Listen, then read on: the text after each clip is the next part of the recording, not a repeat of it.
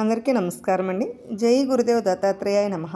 విష్ణు సహస్రనామాల్లో 104వ నామమైన ఓం సర్వయోగ వినిస్తృతాయ నమః అనే మంత్రానికి అర్థాన్ని విందాం.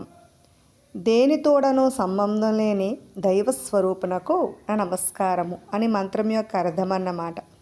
శాస్త్రం చెప్పిన ఉపాయాల వల్ల ఉపాసకులు తమ బుద్ధి బలముతో చేయు ధ్యానాదుల చేతను, అలాగే అతి కష్టముగా తెలుసుకొనదగిన వాడని, ఫలానా ఉపాయం చేతను నిర్ణయం లేకుండగా ఏ ఉపాయం చేతనైనా సులభముగా గ్రహింపదగిన వాడని రెండు అర్థములు చెప్పదగిన పరమోత్తమైన నామం ఇది.